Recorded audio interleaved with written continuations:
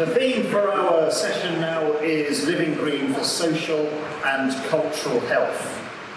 What are the experiences and lessons of responses to design landscapes that promote social cohesion, cultural identity and inclusive communities? I'm pleased to be able to welcome our next keynote speaker, Dr. Bruno Marques, who is a registered landscape architect and educator. He's completed his landscape architecture studies at the University of Lisbon and Berlin Technical University, followed by a PhD studies at the University of Otago in New Zealand. Bruno has practiced in Germany, Estonia, the United Kingdom and New Zealand, having an extensive portfolio of built projects. In the last 10 years, at Victoria University of Wellington in New Zealand, he's developed a comprehensive research agenda to embrace the formulation of frameworks on landscape rehabilitation, cultural landscapes, placemaking, and Indigenous community health and well-being. He's currently the Associate Dean for the Faculty of Architecture and Design Innovation, and he is the President of the International Federation of Landscape Architects, IFLA. And we're very pleased to have IFLA's support for the event today. Bruno's going to explore the relationship between culture, environment, and the construction of therapeutic environments. He's going to draw on research linking social and cultural determinants of health with different views of health and well-being. And he will present compelling evidence that incorporating non-Western perspectives can address health inequalities and offer valuable insights into the design of therapeutic environments. So we're very pleased to have Dr. Marques with us today, and we pass over to him now. Thank you.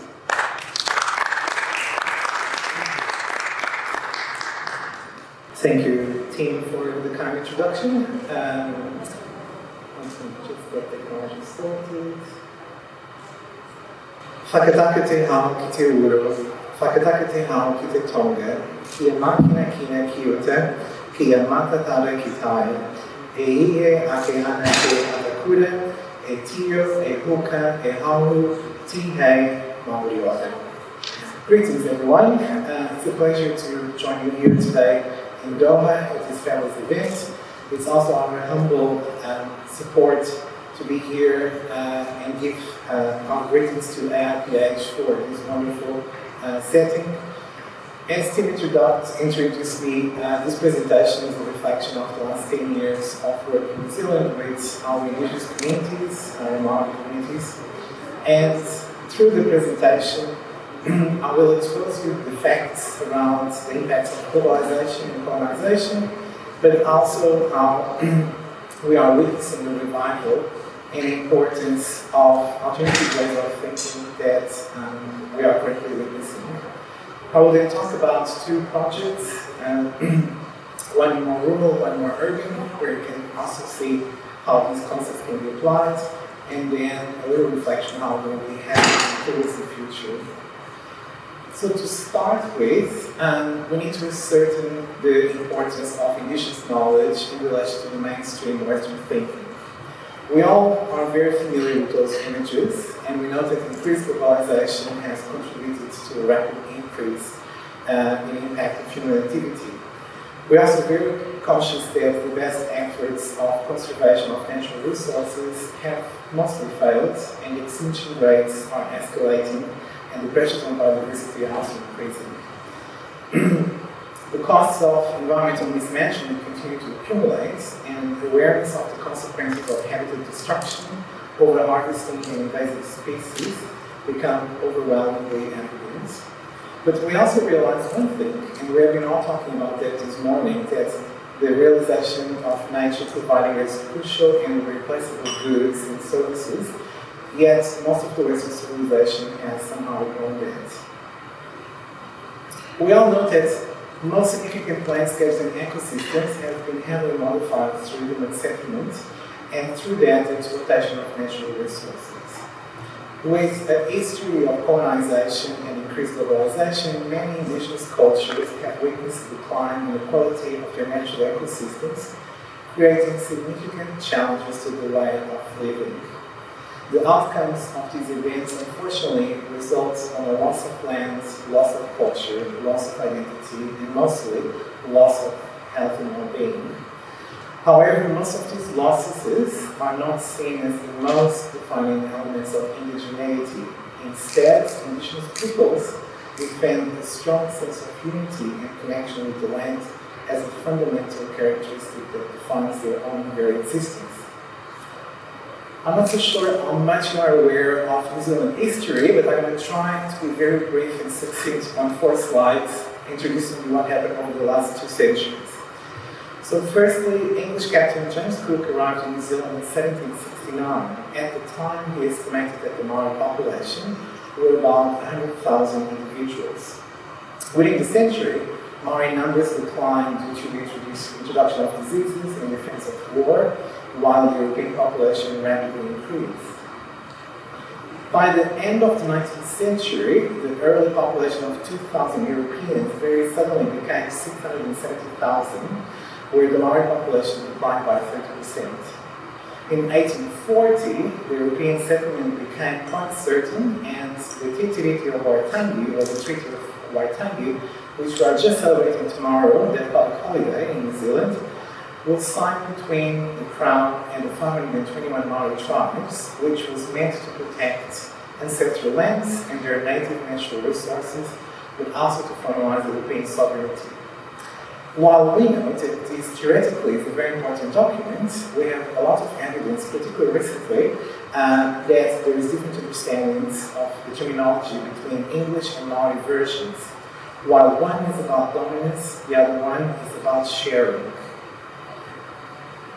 By the beginning of the 20th century, Maori lived mainly in rural settings, and only 15.6% of the population resided in urban areas. By contrast, Europeans settled larger towns and cities. Only very few of them were in rural areas to maintain agricultural cultivation and farming. By the 21st century, the situation completely reversed. Today, more than 85% of Maori are living in urban centers, making it the most highly urbanized indigenous community in the world. The combination of loss of land and the means with the migration from their ancestral lands to urban environments contributed to a massive disconnect from their whenua, or what they call the ancestral land. While urban centers provided Maori with employment, housing, and education, the urban environment does not cater for their identity and does not provide a refuge, leading to a massive disenfranchisement from their traditional ways of living. The loss of Maori culture is something that continues to concern not only the tribes, but also the central government and many institutions. Traditional values of Maori are deeply rooted in the idea of landscape, where everything is connected by a life force, intertwining and establishing identity and giving them a place in the world. In addition, governments, agencies, councils, and universities are very much working around a Maori way of thinking, bringing concepts and values to culturally, economically, and ecologically regain access to the land, but also to traditions and beliefs to make sure that people, particularly Maori communities, have a place that they feel part of. So why is Indigenous knowledge so important, and what can we learn from it? To understand the relationship between nature and health, first it's important to understand the significant differences between Western and Indigenous philosophies concerning health and well-being. Western medicine tends to look to the mind and body as two separate entities. For instance, if you break a bone, you repair it. However, if the condition relates to something from your head, the bone is more likely to be viewed as a flaw in an individual's character. But for Maori people, conditions such as anxiety and broken bones, they are equally real and occur in the same unified body and mind. Maori traditions view the mind and body as one life force. If one gets sick, the whole being feels sick. These differences have directed the evolution of both Western and Maori health constructs and impact directly how patients are perceived and treated. Western medicine treats the physical body, seeking to fix the precise problem, and if the body is missing a substance, the Western approach supplies it through pills. However, for all of us, the earth is a great resource, but we see it as a capitalist society. As the one we live in, the resource must be translated into capital or money. To fuel the economy, the earth is mined, the forests are logged, the water is used for farming and production, of significant amounts of waste is generated. The spiritual aspect of the earth is largely appreciated through tourism, where places are visited for their natural beauty. Maori, like many indigenous peoples, believe that earth is a sacred environment and regard themselves as an integral part of a holistic and living landscape, relating to that landscape through their oral narratives, tales, songs, customs, and approaches to healing and birthing, as well as death. People are the land, and the land is the people. That's what meaning. So the long-standing connection with tribal land through something that's very important to our landscapes: forests, wetlands, rivers, coastal areas, and mountains provides indigenous peoples with a sense of identity and belonging. Plants, animals, ancestors, and their spirits are also important aspects of that places, and it's very important to them that we protect it. So, underrepresentation of Maori and many other indigenous groups in Australia, Latin America, US, Canada, and many other ethnic minorities, we see that as a major problem. It limits the potential of the built environment disciplines such as landscape architecture to provide a capable and culturally appropriate framework that caters to the needs of all of us. But more recently, we see a more sensitive, democratic, and engaging participatory design approach that engages particularly with indigenous communities, allowing them for reconnection to values and customs, as well as engaging, educating, and empowering people to improve the sustainability of their communities. We are here saying that we are changing the position of the designer. The designer is no longer the almighty God that comes with these amazing ideas, but is a facilitator. A participatory approach can include sharing educational tools such as design analysis, evaluation, use of project precedents and concept development, but also relies a lot on visual techniques such as sketches, drawings, mind maps, collages, diagrams. Even little things like drawing on a stand can be very important to capture those very precious moments of collaboration. So by doing so, and relying on something a little more inclusive, it empowers the community in developing and owning the design outcome as well. So now I would like you to take you through a couple of specific examples from the land of the Long White Clouds, or Aotearoa, or New Zealand as we call it, in the rural Wairarapa region. Those not that familiar with New Zealand, the Wairarapa region at the bottom of the North Island, next to Wellington, the capital city, is known for its land, water, and soil fertility. It's only 60 kilometers away from Wellington, and because of that, a lot has changed recently around infrastructure development, railways, land use, but also very much focused on agriculture and extensive beef and sheep grazing. And all of that, unfortunately, contributes a lot to damage the natural resources that we have. It's also the land of Ngāti Runuki Wairarapa, the third largest tribe in New Zealand by population, with 61,000 plus people, so 9.2% of the total Maori population. But these areas, as I said, due to the intensive use around farming, a lot has been done to disconnect a river from the lake, and 200 kilometers of levees being introduced to lower the lake levels to create additional grazing lands and also to reduce seasonal flooding. But all of this has stopped the natural flushing of the lake into the sea. What we have now is a pool of phosphorus and nitrogen from all the farm drains. So the tribe was seriously distressed by these changes, which they believe not only harm the land, but also the welfare of their tribe.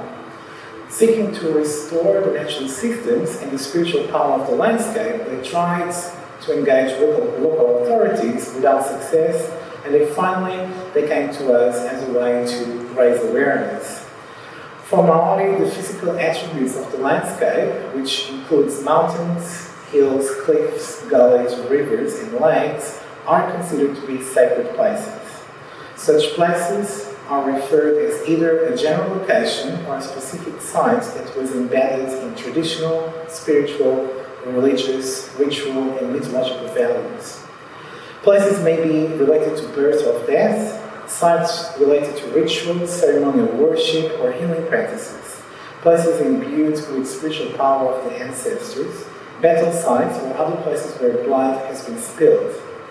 For Maori, there is a transparent relationship between the natural environment and the spiritual world that assists us, in this case, crafting a design solution for the region. Our visual approach enabled the Maori communities to witness how their sustainable and cultural values might address a regular flooding issue, rather than a series of analytical and zoning diagrams that are generally used by governmental agencies. The design solutions were also related to spiritual connection and sacredness, historical events, pre- and post-colonization, myths and stories linked to naming of places, and land and water-based recreational activities. By locating values on that landscape, it was possible to understand the landscape as a whole and how different layers of knowledge might come together as well. And as a result, the stronger connection between people and land, as well as improved health and well-being of the landscape, was something very important to the Maori tribes. In this way, the overall design sought to provide entrance points and express a strong association with native plants, not only due to their medicinal properties, but also to the spiritual, physical, and emotional connection to a specific site. Many native trees, like kahikatea, were used as natural markers. We also use other native trees like kofi or tutara. They provide attraction to bird life and also have a massive presence as trees. Most of these spaces also design for areas to pause and areas for traditional practices around praying, but also allow for people to reflect about the present, the future, and to remember them who has passed on. It was also about asking gods for their blessings. So the user can then move through and entering the site on the primary path, and all the designs provide them with their cultural comfort and refuge that are so dear to the tribes.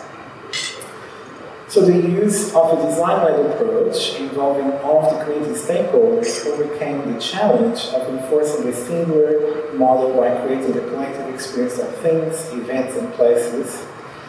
And this resulted in some very important values around ownership, guardianship, custodianship, and responsibility towards those different scenarios. The process also allowed for economic imperatives to be addressed. For instance, dairy farmers sought more sustainable farming practices and found ways to help restore those damaged ecosystems. Now taking you to a more urban example, in our capital city of Wellington, Te Whanganui-a-Tare, this is more to do with the healing garden more centrally located. Just to give you some stats around Wellington, so Wellington is located at the bottom of the North Island and is relatively small in the big picture of things. The population is slightly over 200,000, and if we include the entire metropolitan area, we're talking about 500,000 people. So the vast majority of people identify as Europeans, where less than 10% are Maori and 5% of Pacific Island heritage, and nearly 20% are Asian. One of the important things for Maori tribes is the idea of rongoe. So rongoe is traditional Maori medicine or healing practices and generally uses native plants, herbs, and other natural resources for medicinal purposes, as well as spiritual healing. Historically, these remedies were passed down orally by Maori healers who held prestige and respect within their communities. The knowledge was considered sacred and carefully protected, leading to lack of public awareness about the medicinal properties and historical uses of native plants in New Zealand. With the urbanization that we suffered and the loss of land, accessibility to rongo rakau, or the medicinal properties of plants, have become quite challenging. Recently, we also noticed that there has been a resurgence of interest in traditional Maori practice, where today most of our botanical gardens and eco-sanctuaries contain some sort of rongoe display. However, foraging is still the main method of collection.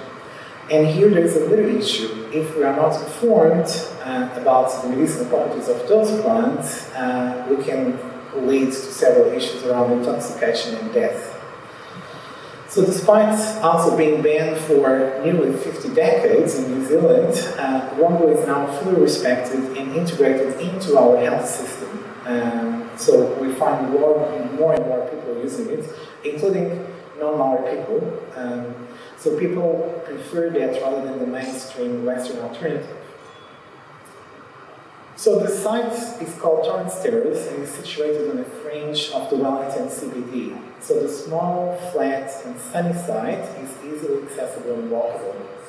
Currently underutilized and undeveloped, it is located next to medium and high density housing and boasts already a variety of established plants, some of which already possess Wellbeing properties. So this provided an excellent foundation for creating a Wellbeing learning garden, something that the Wellington City Council was very much interested in. The area is sheltered from prevailing winds by the surrounding apartment buildings, and the existing vegetation hides any unwanted activity. So we looked into the available plants, and some were marked for removable for being exotic plants, and some natives also because they had suffered substantial damage. So the remaining plants growing along the road front were pruned to open up sight lines through to the road, thereby increasing passive surveillance of the site and also discouraging antisocial behavior. Opening up this space to passive surveillance also allowed the community to come and use it and foster that sense of ownership. It was important here to create a focal point, not only for people to come together, but also to learn about the importance of Wellbeing and harvesting plants sustainably. Plants were selected for their suitability for the Wellington climate, which can be rough, as a very windy city, but also to ensure longevity, growth, and easy maintenance. So these plants served also as an introduction to Rapal Wellbeing and were chosen carefully to ensure that they did not possess any toxical properties that could harm people. This also minimized the risk and reduced the council's liability, which is something that councils always love to hear. So the plants were distinctive in form, making them easily identifiable and capable of providing remedies for common ailments. The layering of information was designed to address the issues of inappropriate harvesting of plants and the lack of understanding of proper protocols and customs. The first layer involved the placement of signage, as you can see, as key locations in the garden, and the signs were designed to be visually appealing and engaging to attract the attention of casual passers-by and tempt them to come and learn more about Wellbeing. For this reason, the amount of information was limited to communicate the qualities of the plants, but leaving out any instructions on which parts of the plant should be harvested and how to use them. So this one, they could go through a QR code and learn more, or then get in touch with the local Wellbeing group through the tribe. So this garden design served to open dialogue with both the Maori tribes and the Western planning officials and municipalities to explore cultural awareness and representation of creating places of refuge within the urban grid. For Maori, who have become disconnected from their cultural roots, particularly in urban areas, and finding it difficult to reconnect with their heritage, a re-emergence in interest of Wellbeing offered them the opportunity to embrace cultural identity and support the sustainable practice of Wellbeing within the broader community. But also for non-Maori people, cultural and therapeutic landscapes can be seen as potentially new and modern ways of living. As living with nature implies the guardianship of both land and people, places can be seen as sacred, and health and healing and well-being can generally be associated with the site or place. So based on these two examples and many other small and larger projects, this led us to reflect on our approach and its importance to the connection and implementation of therapeutic environments. Our step-by-step approach of understanding the site, but also building relationships with respect to facilitation and empowered participation, permitting both the community and the designers to acquire new tools and processes grounded in a local social, cultural, and environmental ideas, while also allowing us to deep our mutual understanding and collective constructs and fully support this action-driven outcome for the groups involved. I think it's very important here for those who looked at our designers that we can no longer afford to design an end product. Instead, we must design with the goal of encouraging different and memorable experiences for all individuals, communities, organizations, and cultures that are deeply linked to the surrounding environment. So to conclude, the removal of ecosystems and the dramatic changes to landscape led to a decline in indigenous, and I would say as well, non-indigenous, mental, spiritual, physical, and social health.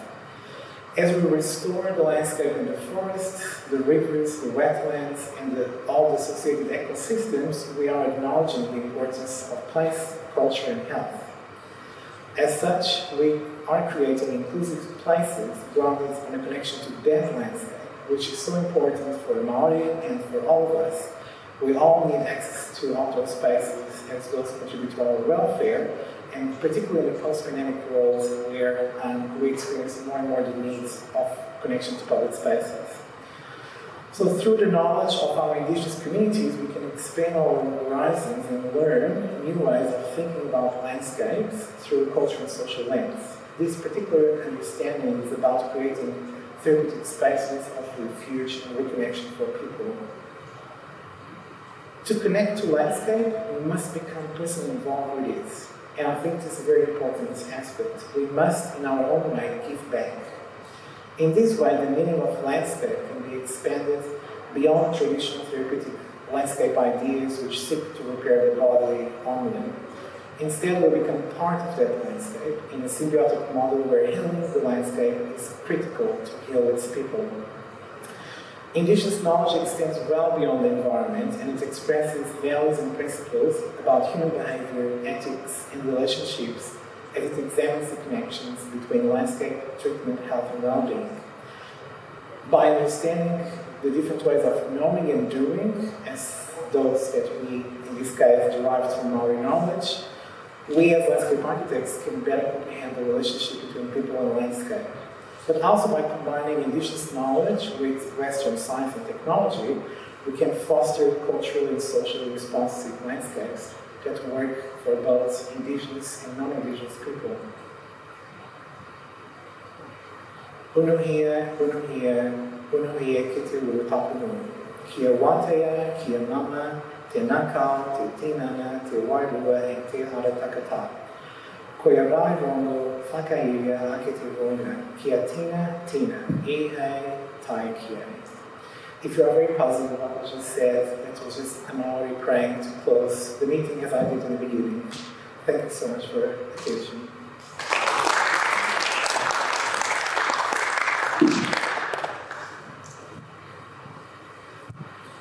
Thank you very much, Bruno, for a really interesting presentation. We've got a couple of questions for you from the app. So,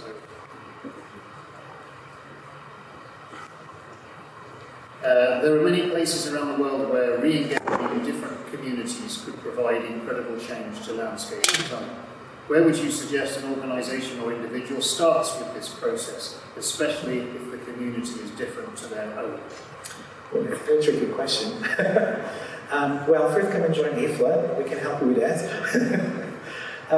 One of our key pillars in IFLA has been around traditional knowledge in indigenous communities in terms of not only working alongside UNESCO and ICOMOS, but also trying to find a way in through the other UN agencies to make sure that the indigenous knowledge and voices are being heard. I think worldwide, definitely through the UN bodies, they are very much aware. The indigenous knowledge is one of their key sustainable goals. And then another aspect is probably to think locally, because I don't want to romanticize or generalize indigenous knowledge. There's a lot that sometimes come across as lovely. Let's all touch and engage on that. But some of these is very local, so I think it's very important to engage with the local tribes or local groups that are representing the values of those indigenous communities. So you are sure that a framework like from New Zealand, if we just go across to Australia, will be rather different. Even within New Zealand, if I'm just looking at Gail, that's based in the South Island, someone from a tribe from the South Island going to the tip top of the North Island, the approach will be different because it's all about the landscape, it's all about the context.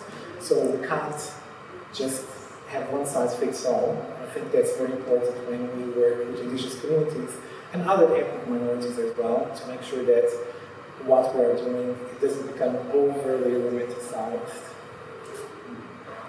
Thank you. We also have another one. Native plants in New Zealand for Ongola. How many of these are endemic, and are there reports in use in other places where these grow? Yeah, so the Rongo plants, again, they are all natives in New Zealand, and there is some variation as well across the islands because we have about 4 or 5 different climate zones. Some of them would grow outside of New Zealand. New Zealand has a very interesting climate area. You can find tropical to temperate to Mediterranean. You can find it all. So definitely there will be plants that could be used elsewhere. There is a lot of information available online, and if you don't find it, feel free to email me. I can provide you that around the medicinal properties of plants. What are meant for, how they are used. We probably wouldn't get so much into the details of how to prepare them because that would require some cultural safety by working with tribes, but you could definitely get to know what they are meant for and what they are treating, which elements are they treating. Okay, thank you. Thank you. We have a question over here.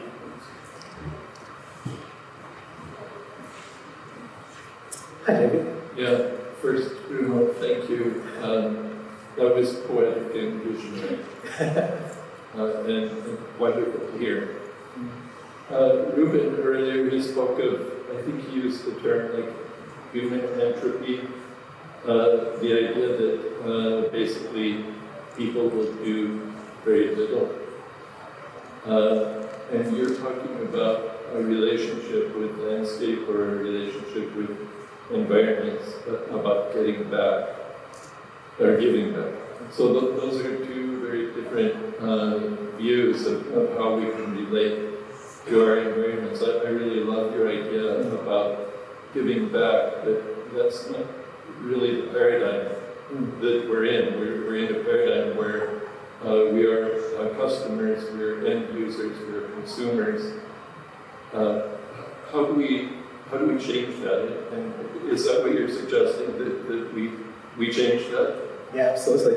I think it's a paradigm shift, isn't it? We used to do all of that. If we go back 1 or 2 generations, I remember my grandmother, I'm originally from Portugal, so I have a European connection. I remember my grandmother doing some of the practices that the first speaker introduced on the clay pots on the ground. So there's many things that we used to do and we no longer do. And I think the challenge here is to go back to the roots. To go back to things that we used to do that are far more sustainable in nature than the end-user consumerist society that we're unfortunately a part of. I don't think we're going to be able to get rid of that, but we need to find a middle ground because I think at the moment the scale is imbalanced and we need to re-engage with more sustainable thinking that fortunately our indigenous communities know a lot about it because they live within that land for centuries, millennia. So yeah, I think it's just to go back and try to reconnect with things that we used to do, and it would make our life much better.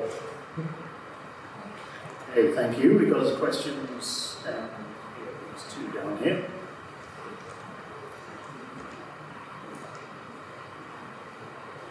Hi, thanks very much, Lorianne Chalmankui. I have a question about the little park that you showed in Wellington. It was great to see that you're able to bring the Rongoa into the urban area, but are people actually interacting with the plants? Are they able to use the plants and harvest them? Or Okay, great. So they organize like workshops every weekend. So if you're already curious about it, and if you live nearby, and if you want to know more how to use it safely, then you can come. And the tribe organizes those workshops where you can, in a culturally safe manner, do it rather than go to Dr. Google and try to find a way of doing it and probably kill yourself. Yeah, so that's the cultural safety side of things. Like we want to raise awareness that people, that go by and know that those plants have a medicinal property that they can use. But then if they want to know more, they need to get engaged with the local community and in a safe manner, then prepare those raw medicines. Okay, thank you. My question is actually part of the same topic. Would it also attract the old wildlife? Does it? Or? Absolutely. Yeah. So all these native plants attract native birds. So when New Zealand had a serious biodiversity crisis in around the 80s, we started shifting towards go native as using native plants. Because some of those native plants were depending on native birds to disseminate seeds. So as the plants disappeared, birds disappeared, and it was like a chicken and egg situation. So Wellington has attracted like the increase of bird wildlife like 300% over the last 5 years. We have an eco-sanctuary as well, so that's an area about 250 kilometers fence that goes around one of our hills that's it's predator-free. So New Zealand had no mammals before Europeans arrived, and our birds are very clunky flyers because there was no predators.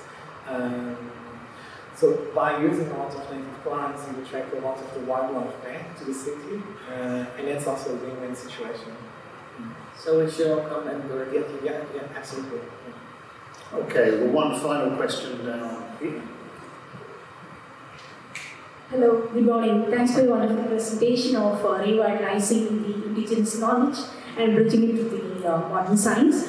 I was just wondering, what are the policies and the regulatory bodies to ascertain, the indigenous knowledge converted to the scientific domain and to translate it to the people? Because when you talk about the medicinal plants, above certain range, it can lead to the toxic effects. Yeah. Right? So the traditional knowledge has to put through the scientific rigor and to be converted into the common people usage. Yeah. So what is the policy and the regulation behind this aspect? That's a very good question. Well, I think the first thing to say would be, it's all about relationship building. So most of this work, even though there will be a designer team involved, the local tribes will be involved, the council will be involved, then policy can be drafted around that in terms of how to use at the district level, regional level, national level. New Zealand is very pro other ways of doing and thinking. So we have what we call the green prescription. I don't know how familiar you guys are with that, which is where doctors saying, hey, you put some pounds on, you need to go and walk or run or do whatever, go and hug trees, but you need to go not to the mainstream solution. So through that green prescription, there's been a lot of raw work that goes into that. So we have one thing called ACC, which is, that'll help me, accident compensation coverage, which is basically the national health. So if you break a bone, you can go through them and then it will tell you, you need to go to this doctor or whatever, but there is this alternative that you can use, which is the wrong alternative. And I was just recently in touch with the leader of that, within that governmental agency, and she said that 5 years ago it was only her, now there's 20 people working full time because they don't have enough people to process claims that are going through non-mainstream pathway. So that's engaging with indigenous practices. So it has changed a lot, and I think it will change more because as we look more into our lifestyles and more alternative ways of doing, I think we start engaging more naturally with more traditional, natural ways in medicines. So do we have a policy nationwide? No. And I think I know the wrong practitioners have been working very closely with the governmental agencies to develop that. So there is guidelines in terms of how to practice wrong, but there's not like a nationwide policy on that. Yeah, thank you. And also, do you have a concept called personalized and individualized treatment method? Do we have what? Sorry? Personalized and individualized treatment, because one drug cannot fit for all, Yeah, isn't it? yeah, So, absolutely, yeah. So I'm like, we do, but even though like, that's why we have those groups of practitioners coming together and sharing their experience and knowledge. yeah, documentation. Yeah. Documentation is important, and raising awareness is also important. Exactly. That you know that whatever you do, there will be a moment where you want to stop because you don't feel comfortable in doing more than that. Yeah, that's great. Yeah. Thank you. Okay, thank you. Thank you very much again for the presentation, and we really appreciate what you shared with us today. Thank you.